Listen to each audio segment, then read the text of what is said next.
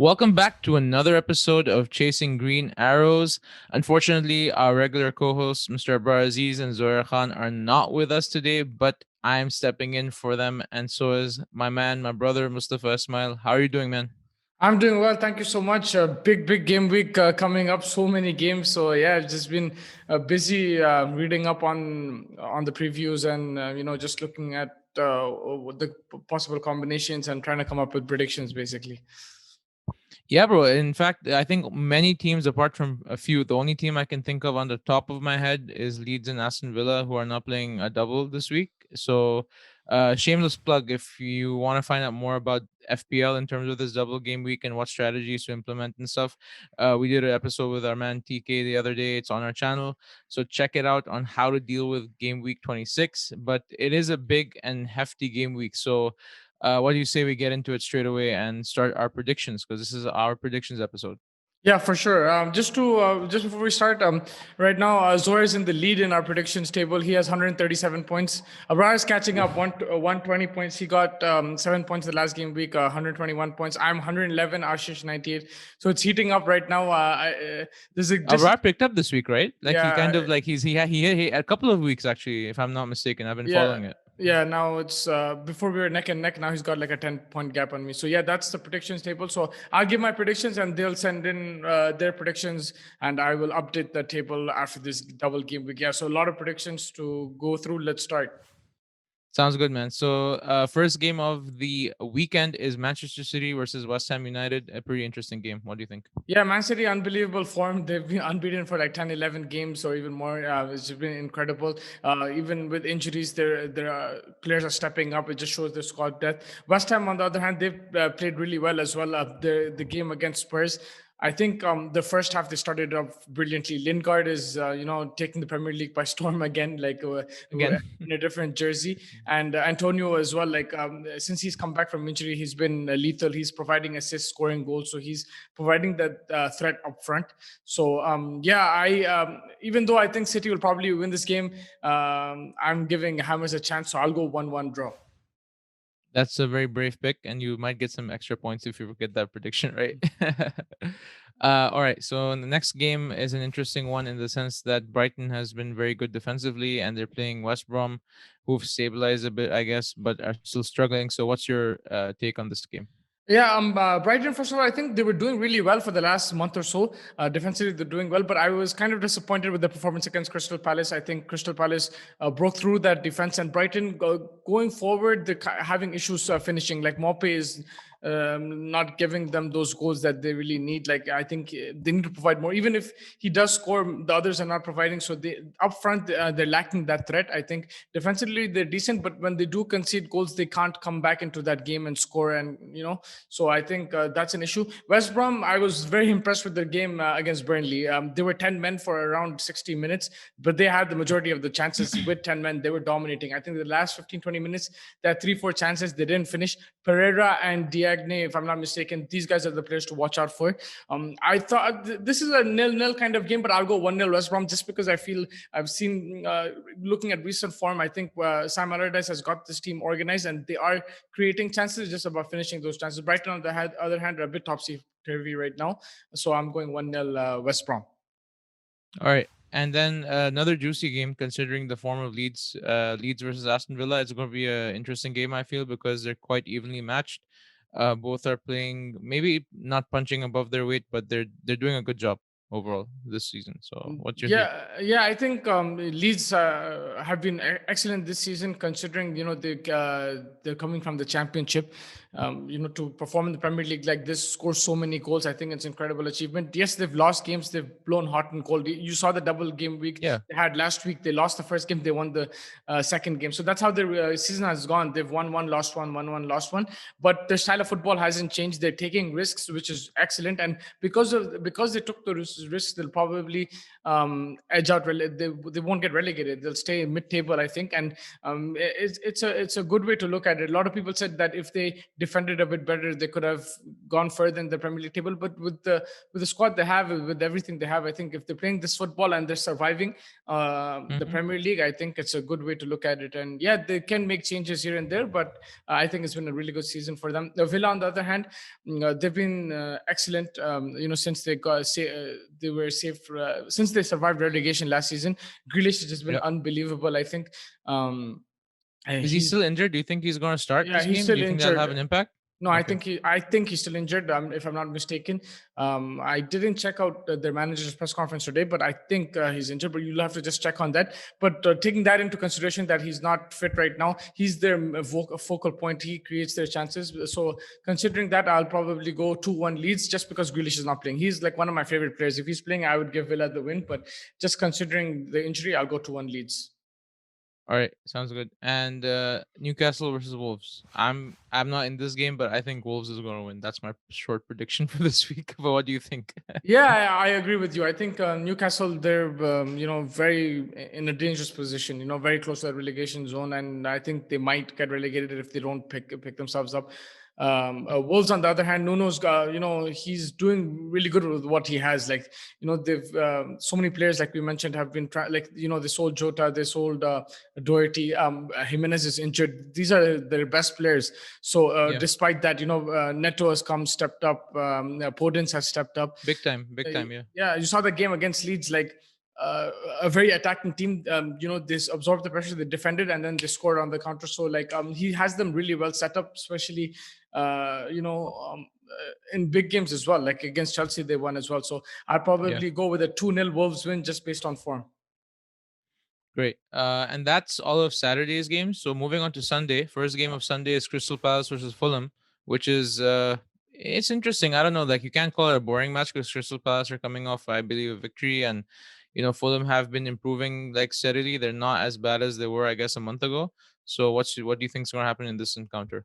Yeah, Benteke is scoring now for Crystal Palace. I think that's great news. I think 3 years later. yeah. And then once Zaha is like fully fit, even with SK, like Crystal Palace do pose that threat going forward. I think defensively has always been the issue with them. They need to fix that. But Fulham, they've had a season where like they started off poorly, then they came like on a barrage of draws, like back-to-back draws against big teams as well, against the likes of Liverpool. So like they've done well in patches, but they haven't got those 3 points which they need to stay up. So Right. kind of worried for them. Scott Parker's done a decent job, I feel, but it's just converting those draws into wins. Especially against the smaller teams. I understand drawing to Liverpool and stuff. I would take that any day if I'm a Fulham manager. But those other games, where they're expected, like when it's like 0-0, 1-1, they just need to get over the line. Whereas Crystal Palace, I already mentioned Crystal Palace. I think they're looking good. So I'm going with a 2-1 Crystal Palace win. All right. And just to know, like Scott Parker is a manager that's kind of gone under the radar. We always talk about ex players becoming managers, especially in recent years. And this year you have like, Arteta, Ole, you had Lamps, and then, you had those like bigger names. But Scott Parker's kind of gone under the radar. And that's kind of how he played football as well, right? Very like, uh what's the word, very productive, very like, he was the engine of West Ham's team. So do you think, like, what do you just think about him? Like, I know probably haven't covered him that much, but do you have any opinions on what he's doing, what he can do in the future? Yeah, no, I Can think he go to a bigger club maybe? I mean, it's too right now. I think his main aim will be for Fulham to survive. If they do survive, then he'll probably stick with them. If they don't, then he might move on to another club. I think he's done a good job with the personnel he has. It's just that getting those 3 points, crossing the line. They've been close here and there. They've got some, and some of the games that they did draw against very tough teams, I'd give him a lot of credit for that. The way he set them up defensively on the counter, I think they do play some good football at times, but maybe they're missing fans as well. At Craven Cottage with a full house, maybe that will help. So let's see how it goes. But right now, I think he's doing a decent job, but it might not be good enough. So yeah, let's see how that goes. Cool. And our first big game of the weekend, I think, Leicester versus Arsenal. Ooh, Arsenal, I don't know. They're in form. They came back in the Europa League 3-2, much to your disappointment. Shout out to Don.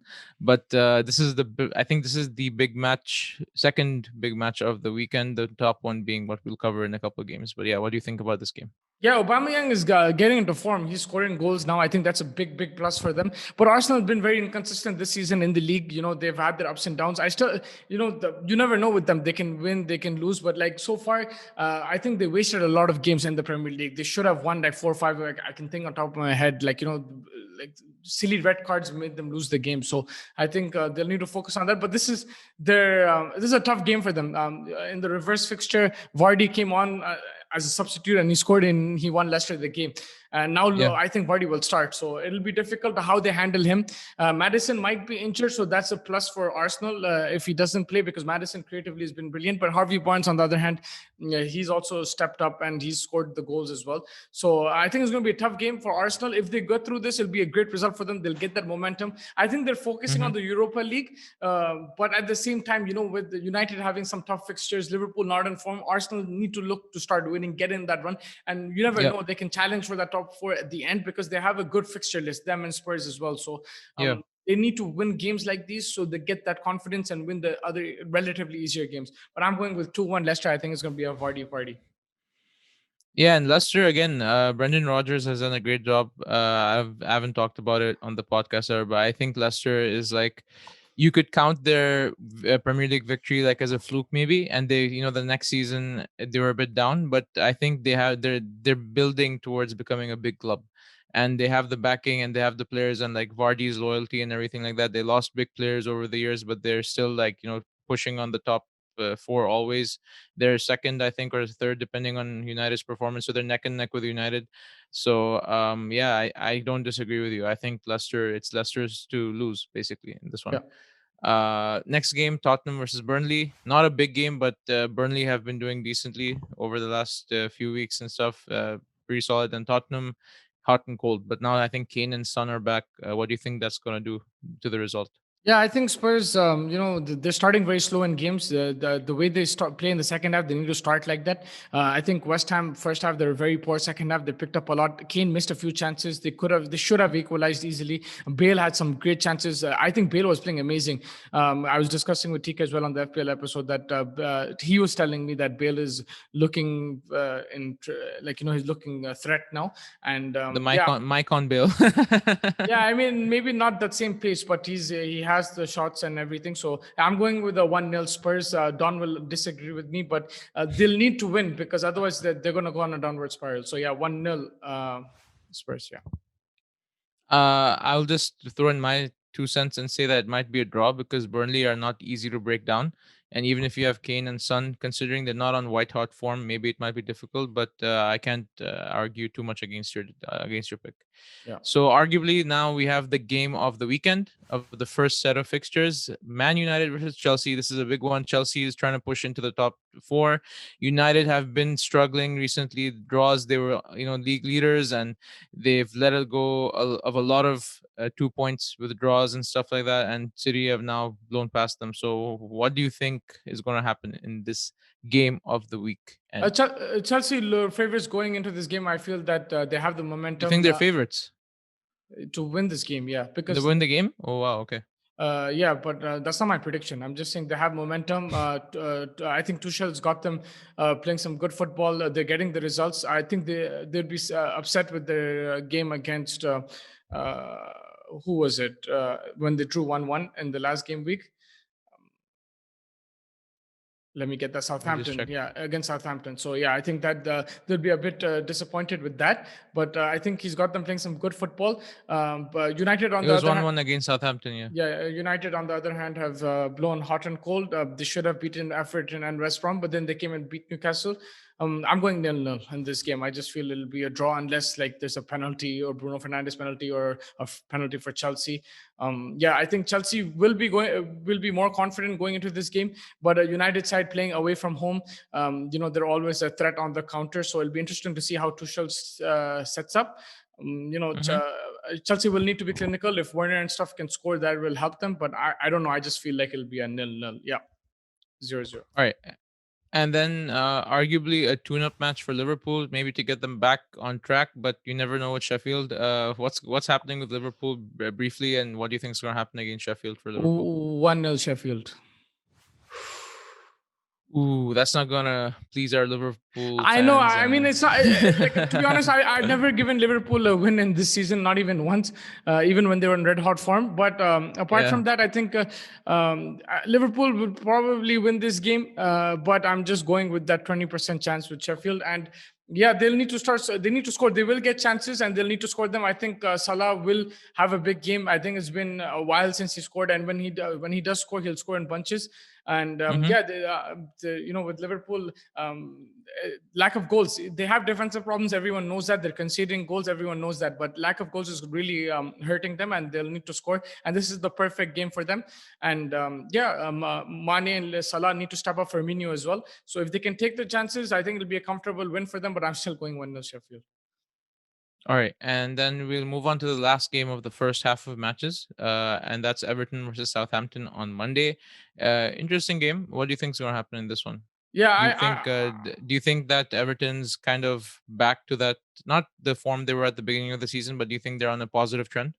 Yeah, Everton, I think, they've also had their ups and downs this season, but Ancelotti has been excellent in big games, especially the way he's Hmm. set up their team.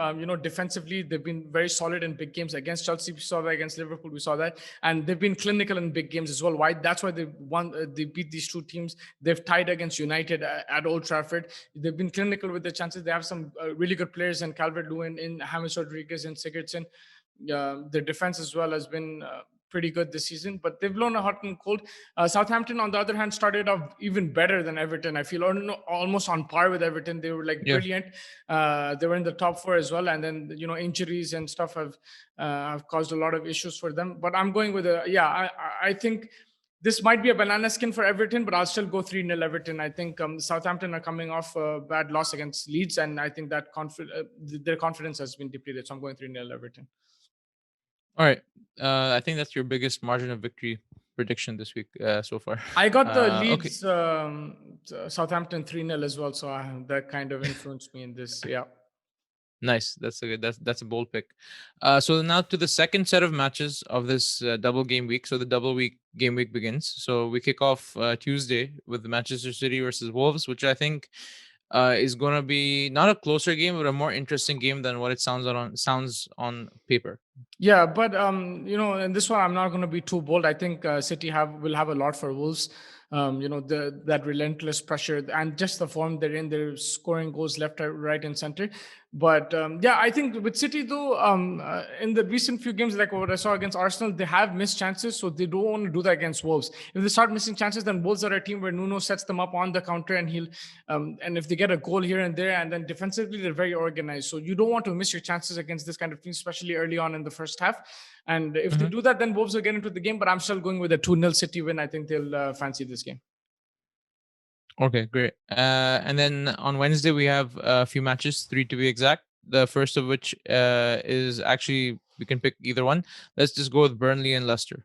Yeah, I'm going Leicester 2-1 on this. I think Burnley have very impressed me a lot this season. They don't play the type of football that a lot of people like, fancy football like Leeds or anything, or a City. They don't have that style. They have more defensive style of play. And I've been Sean impressed. Dyche's comment about like how you're not playing because you're born with a silver spoon. It's like he's very like Yeah, he's middle class, very utilitarian kind of approach to football. Very yeah. simple, like Yeah, I love that. I love that. I think he's a great manager, like in this kind of team, because he's making this team very difficult to beat. But at the same time, I was disappointed with the way they played against West Brom. I think they should have been more attacking. They have that threat with Ashley Barnes up front as well.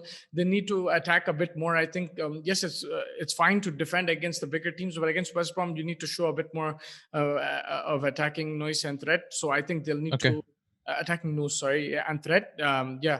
But apart from that, yeah, and Leicester, I fancy them. I think with Vardy fully fit, even if Madison's not there, I fancy them. So I'm going 2-1 Leicester. And Burnley have conceded goals recently. So yeah, 2-1 Leicester. All right, and then the same time kickoff, Sheffield versus Aston Villa. This is an interesting one, and it could go either way. Yeah, I think this will be a tough game for Aston Villa with no Grealish there. But I think the likes of Ollie Watkins might step up and score a few goals, even though he doesn't have Grealish to provide for him. But there's a few players there, they'll step up, I feel, and I'll go 2-1 Villa. All right. And then the last game of Wednesday, Crystal Palace versus Manchester United. Do you think Crystal Palace can do an upset, or do you think United, regardless of the result against Chelsea, will be able to pull through? I think away games suits United, but Crystal Palace, I think they will score. They will fancy their chances. For United, it won't be an easy game. It's about defending well, Mm-hmm. which they haven't done this season. But they need to defend well. Maguire needs to be on top of his game. If Lindelof plays with them, then he needs to be on top of this game because, like I said, Benteke will be a threat in the air as well.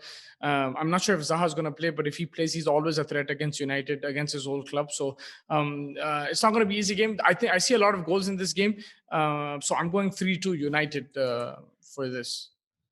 That's very possible because United's defense has been also hot and cold. Sometimes they let in two, sometimes they keep clean sheets. Yeah. So yeah, I agree with that one. And then the last day of the game week, Thursday, Fulham versus Tottenham to Uh, start it off. 2-0 Spurs. I think hopefully they'll get momentum from that Burnley game, and against Fulham they'll score those goals. I think if Kane, Bale, and Son all start, they'll have that attacking threat, and they need that because Spurs have started slow in every game, and they need to create those chances, put pressure. Because if you only create one or two chances and bank on that to win, it's going to be risky against any team. So they'll need to attack against Fulham, and they have that those three guys who can provide them with goals and assists. So I'm going with a 2-0 Spurs win against Fulham. 2-0 Spurs. Yeah, and if Gareth Bale continues his form, I think adding a third dimension to that two attack will be great for Mourinho, and he needs Bale to be the player, even half the player he was at his peak, to Yeah. do that. Yeah, and he's And showing then some signs, so I'm confident. Yeah. yeah, in the last he shot off the bar, I think, in the last match, like an amazing shot. So Excellent technique. Yeah.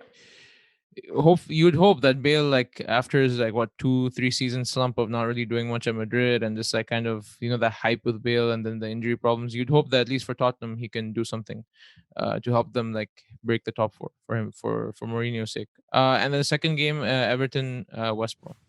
Yeah, I'll go 3-1 Everton. I think it won't be an easy game for them. This is another potential banana skin. I don't think Everton fancy these kind of games. Even the first game this game week, they won't fancy like the lower level teams because they will sit back against them and they'll have to provide all the attack. So they might not fancy it, but I just feel they have enough quality to go past West Brom. Even though Sam Allardyce has done a good job so far, making them tough to beat, kind of in a way. But I'll go 3-1 Everton. All right. And the I guess it's the game of the second half of the game week, and maybe overall the first or second game of the week, depending on how you look at it. Liverpool versus Chelsea. Yeah, I think Liverpool will actually do well in this game because these are the kind of games they prefer. I feel like the bigger games where they don't need to attack all the time. They can sit back, but they don't really sit back. But like they'll have teams coming at them, and then they can hit them on the counter as well. They have that pace as well. So I think this kind of game will suit them a bit more. But at the same time, Mhm. it'll depend. Chelsea are having it's a very tough week for them. United and Liverpool. If they beat United, they'll be booming in confidence, and they will fancy Mhm. playing Liverpool at this time. So it'll be an interesting game. I'm probably going to go with a 1-1 draw. 1-1 Okay, draw. Yeah. bold prediction. Yeah, that's a good one. And I think that's all we have for this game week. We've covered all the game weeks. Thanks for your predictions. I think it's one of the most action-packed double game Yeah, weeks we've biggest had. double game week in history. Yeah, I think so. So again, another cheeky shout out. Check out which chips you're going to be playing in your fantasy triple captain bench boost.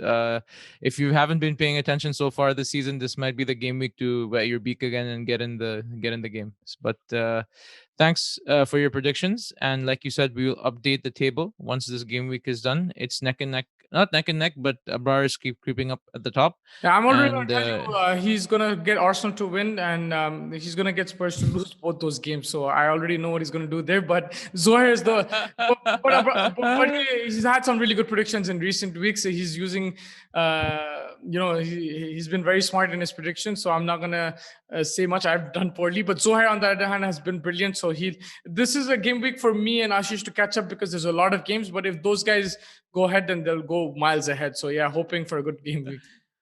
Don, we love you, but sometimes don't predict with your heart. Let Spurs win or at least draw one. But he got the last Spurs game bang on 2-1 West Ham. So yeah, I mean I got that. Yeah.